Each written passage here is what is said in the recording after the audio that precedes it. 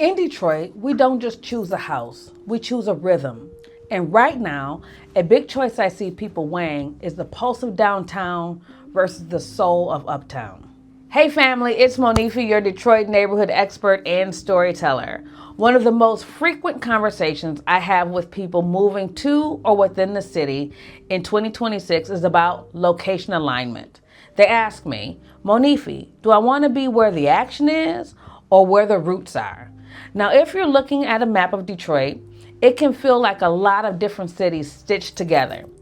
But today, I want to take a look at two distinct experiences: the high energy and vertical life of downtown and the historic grounded community of uptown, areas like University District, Sherwood Forest, and Bagley. If you've been following the scripts, you know we talked about the removal of I-375. Downtown living feels more integrated than it has in decades. It's for the person who wants vibration. It's walking to the game or to the theater. It's the glass and the steel aesthetic of a renovated loft or a new built condo. It's having the Riverwalk as your backyard and the Eastern Market as your grocery store. But downtown requires a specific mindset. It's fast, it's loud, and it's evolving. You aren't just buying square footage, you're buying access. In a balanced 2026 market, downtown properties are holding their value because they offer a lifestyle that you simply can't replicate anywhere else in Michigan. But remember, you're trading a yard for a view and a quiet Sunday for a front row seat at the city's momentum. Now let's head up Woodward to what we call Uptown. When I talk about the University District, Bagley, or Palmer Woods, I'm talking about foundation. Uptown is for the person who wants character. Instead of floor-to-ceiling glass, you have Pewabic tile, leaded glass windows, and original oak floors. Instead of a parking garage, you have a driveway and a backyard where you can actually host a cookout.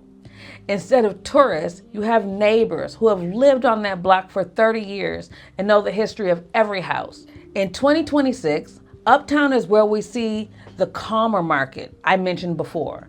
Buyers here have a bit more room to breathe. They aren't rushing into a bidding war over a studio.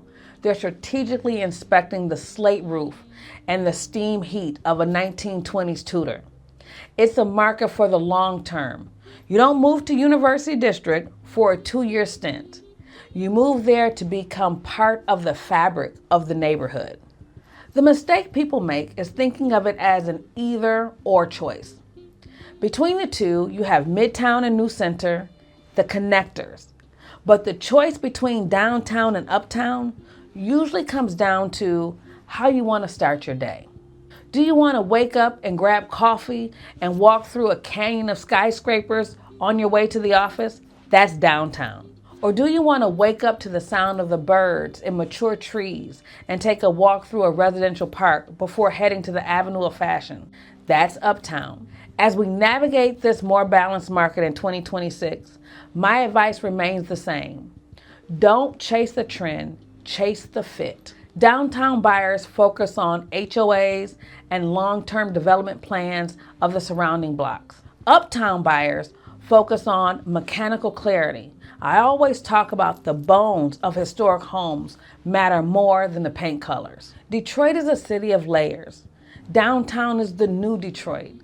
The story is being written in real time. Uptown is the historic Detroit, the story that refuses to be erased. Both are beautiful, but only one feels like home to you.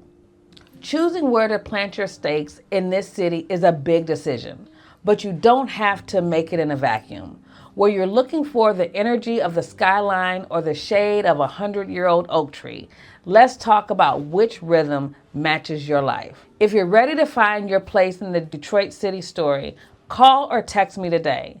Let's move with intention. I'm Monife with the MK Realty Group, and this is In Detroit with MK.